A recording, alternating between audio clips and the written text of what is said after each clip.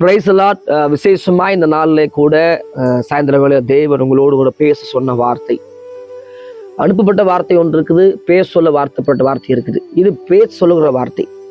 நான் எடுத்த வசனமே வேற. இங்கே நான் நிறைய பேசணும்னு வந்து உட்கார்ந்தேன்.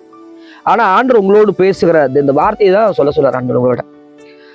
ரோமர் 12ஆம் அதிகாரத்துடைய 17வது வசனத்தை ஆண்டவர் உங்களோடு தியானிக்க சொன்னார். ஒருவனுக்கும் தீமைக்கு தீமை செய்யாதீர்கள், எல்லா மனிதனுக்கு முன்பாக யோகியமானதை செய்ய நாடுங்கள். இயேசு கிறிஸ்து சொல்றாரு, உங்களை பார்த்து என்ன பார்த்து சொல்றாரு, ஒருவன்னா யாருங்க? நம்ம பிடிச்சவங்களுக்கு நன்மை செய்யணும், பிடிக்காதவங்களுக்கு தீமை செய்யணுமா அப்படின்னு இல்லை.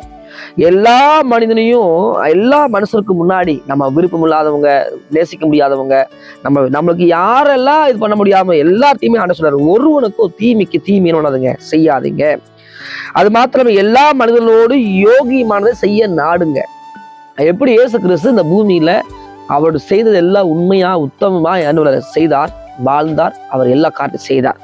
அவருடைய எல்லா இடங்கள்ல தீமைக்கு தீமை செய்யவில்லை. ஏன் அப்படின்னா, கல்வாரி சிலுவையில அவர் அடிக்கும் போது, துப்பப்படும் போது, தாடி மயிர் பிடுங்கப்படும் போது, அவரை இறங்கிவான்னு சொல்லப்படும் போது கூட ஒரு வார்த்தை, ஒரு பிதாவை நோக்கி ஒரு தேவனை அனுப்புங்க, அழிச்சுப்படும் சொல்லலை. ஆண்டவர் சொல்றாரு, பிதாவே இவர்களை என்ன செய்யறன்னு தெரியாதபடி இருந்தாலே இவர்களை மன்னியும் சொல்ல முடியுமா? தீமை செய்யறவனை ஆணி கையில் அடிக்கும் போது, கைகள் ஆடிக்கும் போது, கால் அடிக்கப்படும் போது, தாடி மயிர் பிடுங்கப்படும் போது ஒருவர் சொல்ல முடியுமா?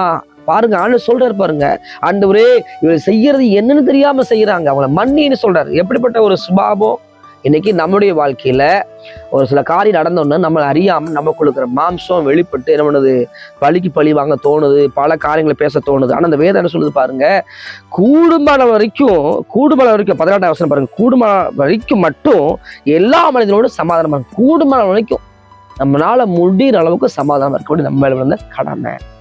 இன்னைக்கு சாயந்தரம் வேலை இந்த செய்தி கேட்டுக்கொண்டிருக்கீங்கன்னா, யாரோடு பேசாம இருக்கிறீங்க, யாரோட இணக்கம் இல்லாமல் இருக்கிறீங்க, யாராவது மன்னிக்க முடியாமல் இருக்கிறீங்கன்னா, தயவுசெய்து சொல்கிற இந்த வார்த்தை கேட்குற நீங்கள் இயேசுவோட பிள்ளையா இருந்தால் மாத்திரம் கேளுங்க. ஏன்னா இயேசுடைய சுபாவம் அடிச்சுவிட என்னன்னா, ஒரு கண்ணத்தை காமிச்சணும், மறு கணத்தை காமிக்கணும். அதுதான் ரோசமில்லை. ஆமா, ரோசமில்லை. எனக்கு எனக்கு என்ன, நான் எப்படிப்பட்டவன் அதெல்லாம் இல்லை, ரோசம் இல்லை. ஆண்டோடைய பிள்ளைகளுக்கு ரோசம் இருக்கவே கூடாது. தேவ ஜனத்துக்கு, தேவ பிள்ளைகளுக்கு ரோசம் இருக்கக்கூடாது. அவர் கல்வாரி சிலுவையிலே ஜீவனை கொடுக்கிற தெய்வம். அவர் சொல்லார் பாருங்க, ஆண்டவரே உங்களுக்கு தெரியா, பிதாவே இவர் என்ன செய்யறன்னு தெரியாம இருக்கிறாங்க, உங்களை மன்னின்னு சொன்னார். கூடுமான வரைக்கும் அவங்க என்ன பண்ணுங்க, மன்னிங்க. கூடுமான வரைக்கும் என்ன பண்ணுங்க, அவங்களோட சமாதானமா இருங்க. இயேசு கிறிஸ்து ஒருத்தர் அடிக்கும் போது என்னை ஏன் அடிச்சேன்னு கேட்கிறாரு.